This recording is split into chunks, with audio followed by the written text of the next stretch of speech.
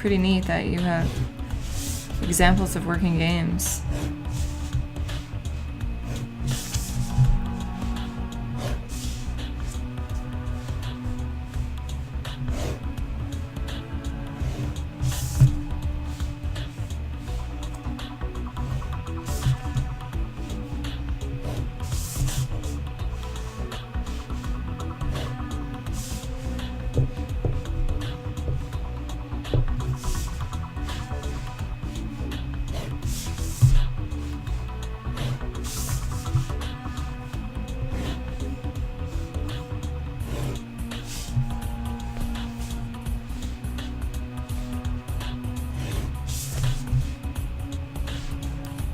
And I'm really trying to get the edges of these,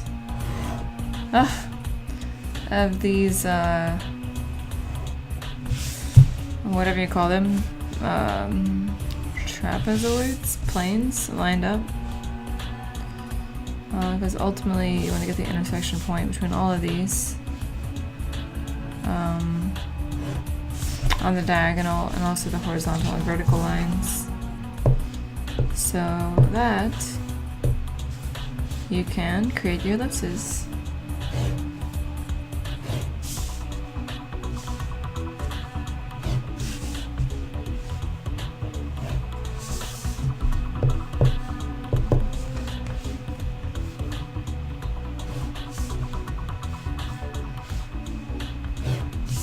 And the main reason that I practice these, I've been practicing this almost every day, is one, it shows you how to apply the ghosting technique to shapes in general, to your general squares and stuff. And then also it gives you a good foundation to train on your ellipses. So. Especially when they're plotted out precisely.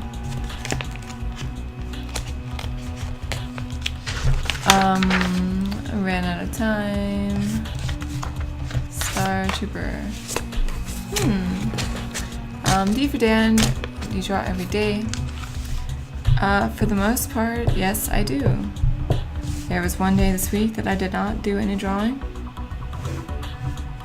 Because I had to do some stuff and I just didn't have a chance to, but for the most part I've been trying to draw every single day without fail, because I imagine that if this I want this to become my profession. So if I want it to be my profession, I definitely have to study and train, almost as if I am in school. So I try to treat this sort of like I'm in some sort of education program, and I take it very, very seriously. So I stream every day and I draw when I stream. I'm sure that if I didn't stream, I would probably get a little bit more done, but I don't really mind too much, because doing both of them at the same time helps me just sort of stack the habits, and to me it gives me sort of a pressure to make sure that I stay on the task. So yeah.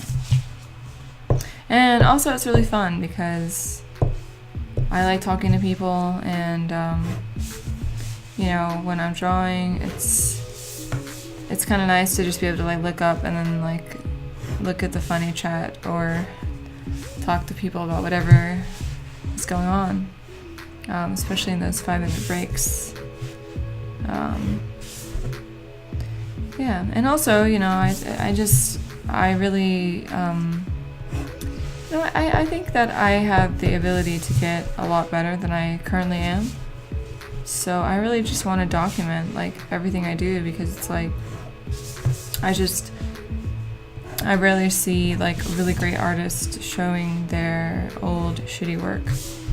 Actually, except for the creator of Drawabox, he's been posting some of his first work, which I think a lot more artists really need to do, so that people understand, like, you know, art is it's a skill just like learning anything, and people usually start a lot worse than they end off at, you know what I'm saying? You find it hard to focus at home, too many games you want to play after work. Yeah, you never see anyone really start from scratch. Very true, very true. So that's really like one of my main purposes in streaming, is just kind of like showing, like, you know, what happens when someone is just kind of starting. And I mean, I wouldn't say I'm a 100% complete total beginner, but when it comes to studying form in the way that I'm doing now, and when it comes to line work, I definitely am. My old studies were very just kind of haphazard, painterly sort of just explorations,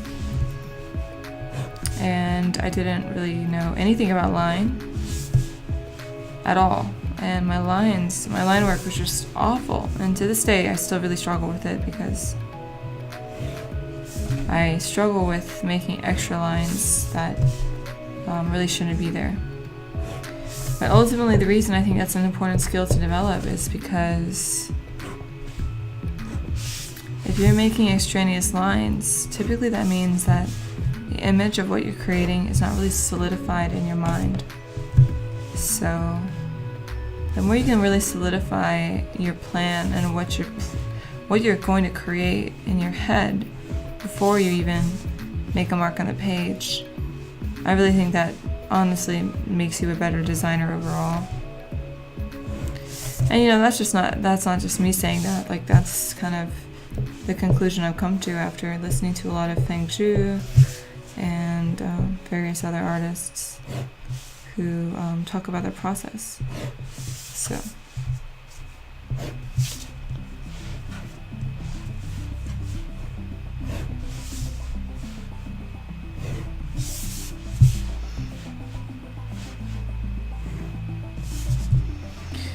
another thing is, like, you know, on my stream I always have my Pomodoro timer going, so it's like 25 minutes of work and 5 minutes of break.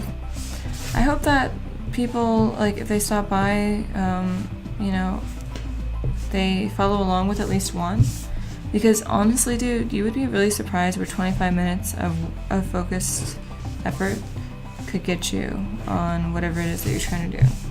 It's really a lot better than 0. So and you know, when it comes to art, a lot of people have really lofty goals and they don't really know why they're doing what they're doing, but they just know they want to do it, and the real reason hasn't really kicked in yet.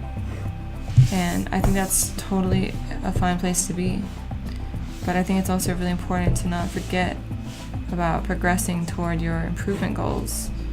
And sometimes I'm a little hesitant to use the word goal, because it can seem a little bit overstructured and limiting. But the way I see it is more like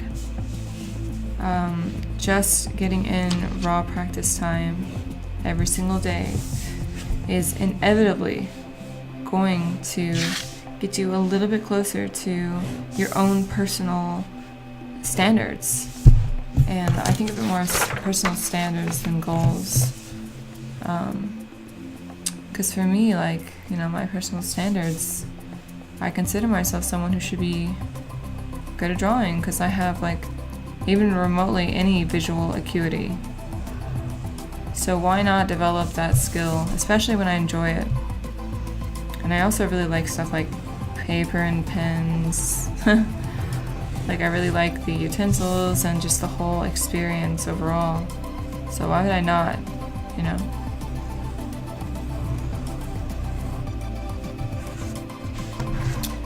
Didn't get stuck in that trap of over planning or procrastinating by watching too many tutorials. Yeah, trust me, I know that feeling. I've definitely been there, dude. I have definitely been there. And that's actually kind of what prompted me to just go for it, because I was kind of tired of feeling like I was in limbo. and just kind of like, okay, I need to fucking do something. Like, I need to do this. This is no longer just an option. It's what I want to do. So why am I being so hesitant about it?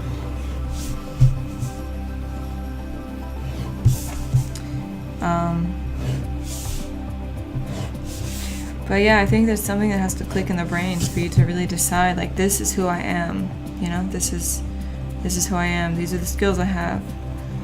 This is what I do, you know. And once you make that decision, like, this is what I do, you start to act in accordance with that sort of self-perception. I think, anyway. I had the focus of a goldfish.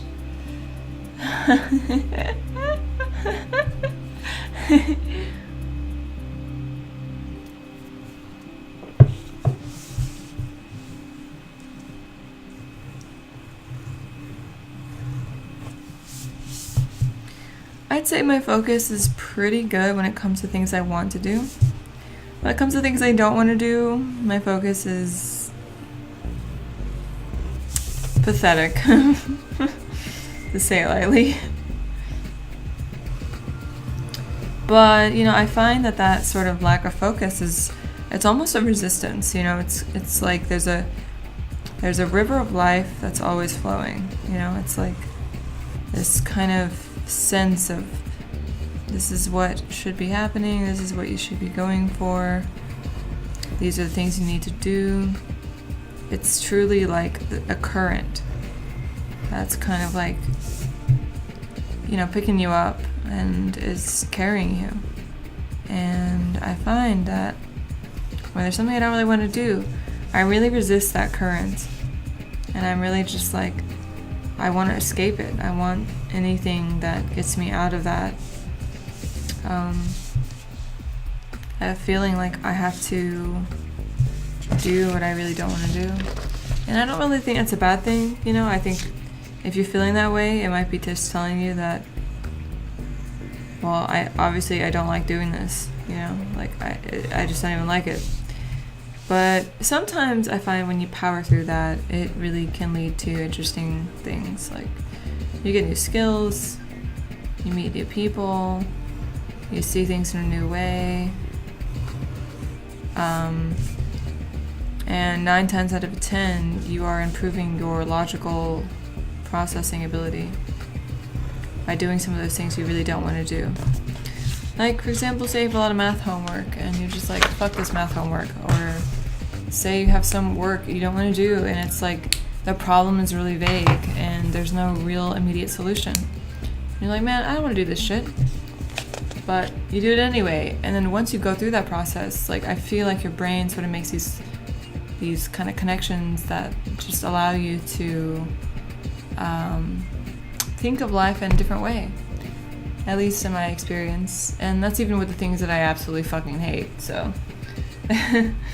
So I'm going to go through these exercises, what I just did here, and just call out some of the mistakes I made. So I undershot there. I undershot there. This looks lumpy and weird, so I was very hesitant when I made that line. This is also quite a lumpy set of, like, this ellipse is very lumpy. Not ideal. I undershot there. I should have had a little more confidence. So whenever you're going through your ellipses in these planes exercises, you want to focus on these points of contact with the edge of the plane and just plant, like, in your brain, imagine the ellipse that would touch all of those, and then try to get your hand to just do it. You know, don't overthink where you're putting the lines. I do that a lot. I overthink it, but I'm trying to get out of that habit. So this one I undershot a little bit. I got a little bit of a lumpy shit there. Here I undershot, and then I overshot. So both of my lines were not in alignment with the actual line of the plane there. And then undershot there. This one's like, alright. I overshot a little bit here on the crossover lines. So every single one of these on this page is a mistake. And that's why I practice these every single day, because I think that until you have literally mastered it,